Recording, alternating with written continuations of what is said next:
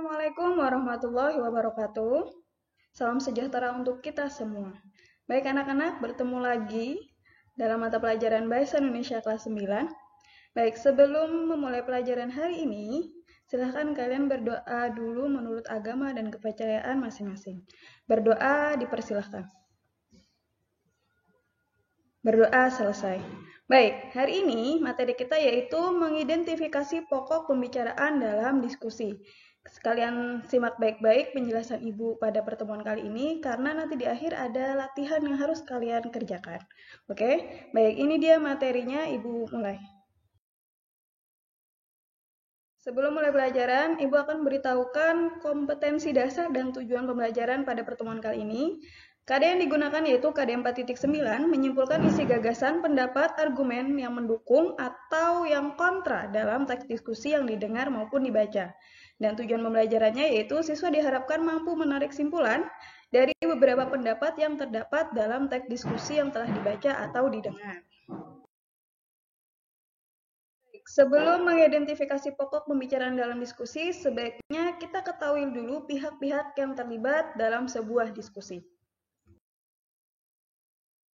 Di sini ada 4 orang yang terlibat atau yang bertugas dalam sebuah diskusi. Nah, yang pertama yaitu moderator. Moderator ini bertugas untuk memandu jalannya diskusi dari awal hingga akhir diskusi.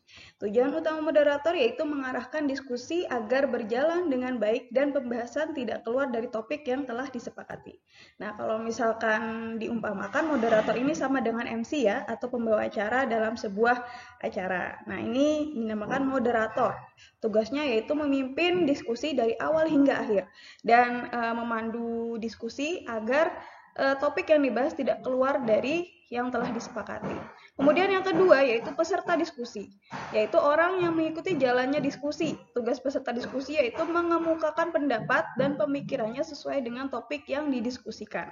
Nah, dalam sebuah diskusi itu pasti ada peserta-peserta. Biasanya peserta ini bisa orang biasa, bisa tokoh masyarakat, bisa para ahli dan sebagainya. Nah, peserta inilah nanti diminta untuk berpendapat terkait pembahasan yang dibahas dalam diskusi tersebut, terkait permasalahan-permasalahan yang dibahas dalam diskusi tersebut. Oke, kemudian yang ketiga yaitu pemateri atau orang yang menyampaikan materi dalam diskusi. Tugasnya menyediakan masalah yang akan dibahas dan akan memancing pendapat para peserta diskusi. Nah, di sini pemateri itu yang menjabarkan masalah-masalah apa yang akan dibahas. Jadi misalkan terkait ujian nasional yang dibatalkan atau dihapuskan. Nah, itu ada pematerinya tuh. Kenapa alasan ujian nasional itu dihapuskan? Kenapa, apa saja alasannya, faktor pendukungnya apa saja. Nah, yang menyampaikan materi-materi itu adalah pematerinya. Nah, dari materi yang disampaikan itulah nanti menimbulkan beberapa pendapat dari para peserta diskusi. Kemudian terakhir yaitu note tulis, yaitu orang yang bertugas menulis pokok-pokok yang disampaikan dalam diskusi. Tugasnya mencatat hasil dari jalannya diskusi dari awal hingga akhir. Nah, di sini jadi ada penulisnya ya dalam sebuah diskusi, ada yang tukang catat lah kalau misalkan istilah kita. Nah, di situ menyatat apa saja yang dibahas, kemudian pendapatnya apa saja nih, yang pro dan kontranya, kemudian hasil simpulannya seperti apa. Nah, seperti itu ya. Jadi ada 4 pihak yang terlibat dalam sebuah diskusi. Nah, setelah kita mengetahui pihak-pihak yang terlibat dalam sebuah diskusi, selanjutnya yaitu ada hal-hal yang perlu diperhatikan ketika mengidentifikasi teks diskusi. Yang pertama yaitu memperhatikan kesesuaian topik dengan pembahasan teks. Nah, kira-kira topik yang dibahas itu tentang apa? Sesuai tidak dengan isi atau pendapat yang diberikan dalam diskusi tersebut. Kemudian yang kedua yaitu memperhatikan ketepatan struktur teks. Isunya apa sesuai, kemudian argumen pendukungnya apa sesuai dengan isu, kemudian argumen pembantahnya bagaimana, masuk akal apa tidak, dan terakhir yaitu simpulan. Simpulannya sesuai dengan isu dan argumen yang terkumpul apa tidak. Seperti itu. Kemudian yang ketiga yaitu memperhatikan ketepatan ciri kebahasan teks. Nah, untuk ciri kebahasan teks nanti akan dipelajari pada pertemuan selanjutnya ya. Kemudian yang keempat yaitu memperhatikan kesesuaian penggunaan bahasa Indonesia, meliputi ejaan, tanda baca, dan lain sebagainya. Nah, ini ada 4 poin yang harus diperhatikan dalam mengidentifikasi teks diskusi. Selanjutnya yaitu tentang langkah-langkah mencatat topik pembicaraan. Di sini ada 5 langkah yang harus kalian perhatikan dalam mencatat topik pembicaraan dalam diskusi. Yang pertama yaitu menyimak atau membaca apa yang dijelaskan oleh pembicara atau pemateri dalam sebuah diskusi. Nah, kira-kira apa saja yang dibahas dan kira-kira topiknya apa yang dibahas saat diskusi kala itu. Kemudian yang kedua yaitu mencatat bagian pendahuluan, isi serta penutup secara terperinci. Pendahuluan dari diskusi tersebut apa, kemudian isi yang dibahas apa saja, dan terakhir kesimpulan atau penutupnya seperti apa.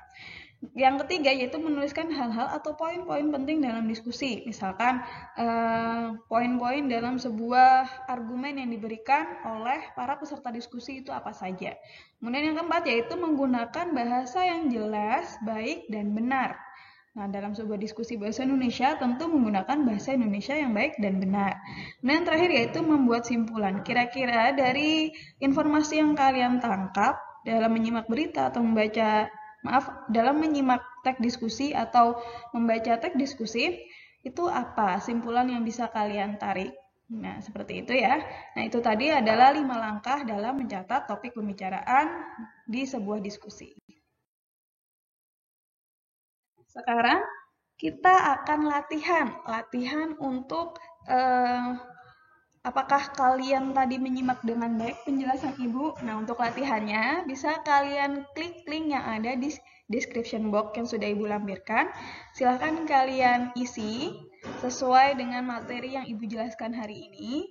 Untuk presensi juga ada di situ, jadi silahkan isi presensi dan kemudian jawab pertanyaannya ya. Oke, sampai di sini dulu pertemuan kita. Jangan lupa dikerjakan tugasnya. Baik anak-anak, terima kasih untuk kalian yang sudah mengikuti pelajaran hari ini sampai selesai. Sampai di sini dulu perjumpaan kita. Salah hilap Ibu mohon maaf. Jangan lupa dikerjakan tugasnya dan tetap semangat belajar di rumah. Baik anak-anak, Ibu akhiri. Assalamualaikum warahmatullahi wabarakatuh. Semangat belajar di rumah.